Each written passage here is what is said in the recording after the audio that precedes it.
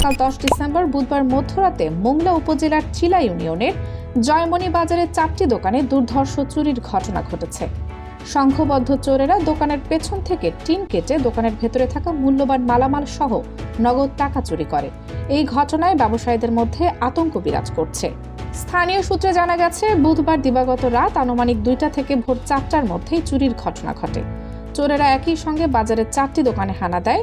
Messrs Idris store নামক মুদি দোকান থেকে নগদ অর্থ এবং প্রায় 1 লক্ষ টাকার সিগারেট চুরি হয়েছে বলে মালিক দাবি করেছেন। মমিন স্টোর নামের চায়ের দোকান থেকে সিগারেট, পানি এবং জর্দা চুরি হয়েছে বলে মালিক অভিযোগ করেছেন। অপর দুটি দোকান ছিল কমিরুল চা স্টোর এবং সোবহানের ইলেকট্রনিক দোকান। এই দোকান দুটি টিন কেটেছে, কিন্তু ভেতরে ঢুকতে পারেনি, যার কারণে তাদের কোনো ক্ষয়ক্ষতি হয়নি। ক্ষতিগ্রস্ত এক ব্যবসায়ী জানান, আমরা সারা দিন হাড় ভাঙা পরিশ্রম করে টাকা জমাই। এভাবে রাতের অন্ধকারে সবকিছু চুরি হয়ে গেলে আমাদের পথে বসতে হবে। বাজারে কোনো নৈশ প্রহরী নেই, এটার সুযোগ নিয়েছে চোরেরা। একাধিক ব্যবসায়ী অভিযোগ করেছেন যে বাজারে রাতে কোনো নৈশ প্রহরী না থাকায় প্রায়শই এমন চুরির ঘটনা ঘটে। এলাকায় মাদক সেবন দিন দিন প্রকট আকার ধারণ করেছে। এই কাজটি মাদক সেবনকারীও করতে পারে। এলাকাবাসীর দাবি, পুলিশ দ্রুত এই চুরির ঘটনার সঙ্গে জড়িতদের গ্রেপ্তার করে তাদের দৃষ্টান্তমূলক শাস্তির ব্যবস্থা করুক।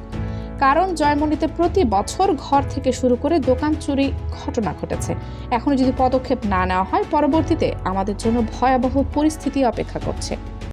দেশ দর্পণ নিউজ, দেশের সাধারণ জনগণের সংবাদ মাধ্যম। আপনার সংবাদ এবং বিজ্ঞাপন প্রচারের জন্য যোগাযোগ করুন স্ক্রিনে দেখানো হোয়াটসঅ্যাপ নম্বরে। আসসালামু আলাইকুম। আজকে আমাদের জয়মণি বাজারে এই যে গেছে যে রাত গেছে 10 তারিখের, সেই রাত্রে জয়মণি বাজার থেকে 4টা দোকান চুরি করা হয়েছে।